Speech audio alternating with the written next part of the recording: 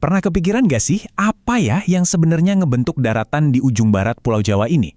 Hari ini kita bakal jalan-jalan ribuan tahun ke belakang buat ngulik kisah-kisah yang tersembunyi di balik gunung dan lembahnya yang indah banget. Yuk, kita mulai. Kalau kita ngomongin Jawa Barat, pemandangannya kan emang wow, juara. Gunung-gunung yang megah, lembah yang subur. Tapi, tahu nggak sih, setiap jengkal tanah di sini itu nyimpan jejak peradaban besar loh. Ada cerita soal perebutan kekuasaan dan juga inovasi-inovasi yang luar biasa. Jadi di balik keindahan ini, ada sebuah cerita yang epik banget. Sebuah narasi tentang gimana kerajaan-kerajaan kuno bisa bangkit dan akhirnya runtuh. Gimana budaya baru lahir, dan gimana semua itu akhirnya ngebentuk Jawa Barat yang kita kenal sekarang. Oke, kita bedah ceritanya satu persatu ya. Oke, semua peradaban besar itu pasti punya titik awal kan? Nah, buat Jawa Barat, perjalanan kita harus dimulai jauh di masa lalu. Dari masa ketika sejarah bahkan belum ditulis. Dari jejak-jejak manusia pertama yang ninggalin misteri besar di tanah Pasundan ini. Coba deh, lihat timeline ini. Jauh sebelum ada buku sejarah loh, udah ada situs bangunan batu raksasa atau megalitikum, namanya Gunung Padang. Dan usianya itu, sampai sekarang masih jadi perdebatan panas para ahli. Baru di abad kedua, muncul catatan pertama soal kerajaan Salakanagara, yang kemudian seolah ngebuka jalan buat salah satu kerajaan Hindu pertama yang super berpengaruh, Tarumanagara. Nah, ini nih yang keren banget dari Tarumanagara. Mereka ninggalin bukti yang jelas banget. Coba deh lihat prasasti ini, ada ukiran telapak kaki. Ini bukan cuma jejak biasa loh, ini tuh kayak tanda tangan kekuasaan Raja Purnawarman. Seolah-olah dia bilang, gue ada di sini dan gue yang berkuasa. Pernyataan yang tegas banget dari seorang pemimpin yang visioner. Dan kerennya Purnawarman tuh nggak cuma sampai di situ.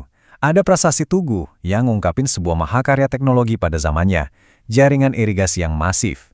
Bayangin deh, ini bukan sekedar bikin saluran air biasa, ini kunci ketahanan pangan. Jadi, dengan nguasain air, Purnawarman itu sebenarnya nguasain kemakmuran, dan pastinya kekuasaannya jadi makin kuat. Inilah cetak biru kemakmuran agraris yang ngebentuk masyarakat Sunda selama berabad-abad ke depan. Ya, namanya juga dinasti, ya pasti ada masanya. Setelah Tarumanegara pelan-pelan menghilang dari panggung sejarah, warisannya tuh nggak hilang gitu aja. Justru, dari sinilah lahir era baru yang nantinya bakal jadi puncak kejayaan peradaban Sunda kuno. Kita masuk ke era kerajaan Sunda dan Galuh. Jadi panggung kekuasaannya sekarang kebagi dua. Di bagian barat ada kerajaan Sunda yang pusatnya di Pakuan Pajajaran yang nantinya jadi legenda itu. Sementara di timur ada kerajaan Galuh yang menguasai wilayah Priangan.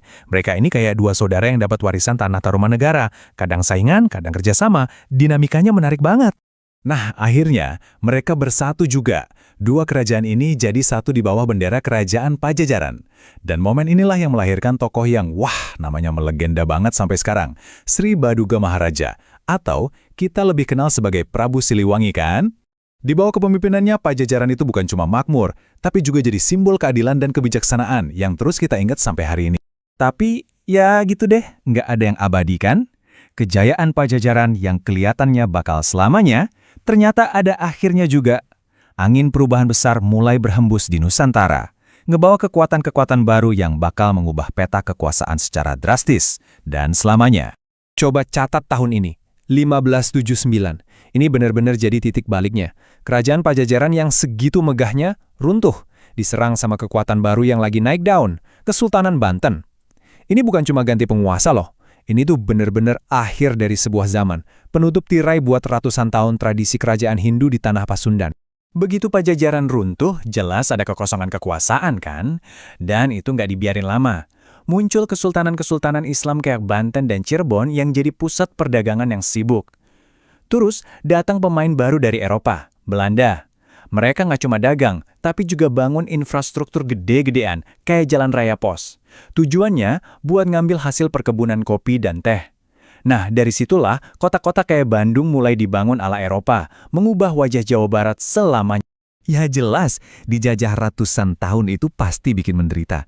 Tapi, di saat yang sama, itu juga numbuhin bibit-bibit perlawanan. Pas masuk abad ke-20, bibit itu mulai jadi api.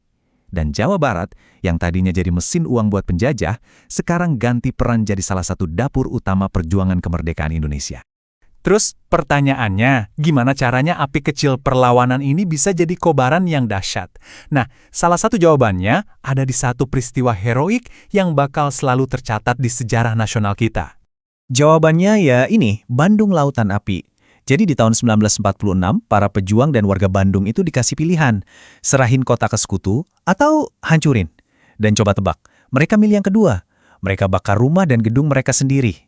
Bandung benar-benar jadi lautan api. Pesannya jelas banget, mending jadi abu daripada dijajah lagi. Sebuah aksi perlawanan total yang bikin seluruh negeri bergetar. Dan perjuangan itu semua akhirnya ada hasilnya, kemerdekaan. Oke, sekarang kita lompat, fast forward ke hari ini. Gimana sih jejak-jejak sejarah tadi? Kerajaan kuno, zaman kolonial, semangat perjuangan, akhirnya nyatu dan ngebentuk Jawa Barat yang kita lihat sekarang. Yang dinamis banget ini.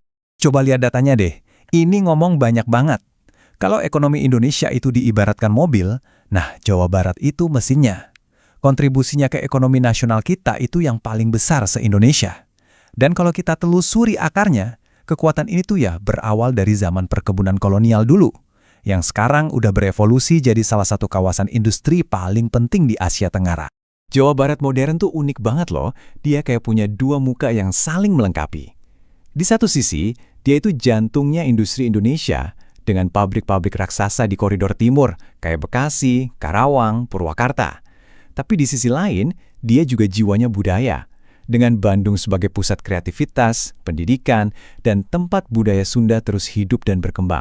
Jadi, kalau kita rangkum, dari punden berundak Gunung Padang sampai gedung-gedung pencakar langit di Bandung, dari irigasi kuno Raja Purnawarman sampai pabrik modern di Karawang, sejarah Jawa Barat itu benar-benar cerita transformasi yang nggak ada habisnya. Masa lalu di sini tuh bukan cuma buat dipajang di museum, tapi beneran jadi denyut nadi yang masih kerasa banget di setiap warganya. Dan perjalanan kita sampai di sini. Tapi sebelum selesai, saya mau tinggalin satu pertanyaan buat kamu renungin. Setelah kita jalan-jalan ribuan tahun ke belakang, dari kebijaksanaan kerajaan kuno, dari api perjuangan kemerdekaan, sampai hiruk-pikuk industri modern, coba dipikirin sejenak. Dari semua warisan ini, bagian mana sih yang paling ngebentuk diri kamu?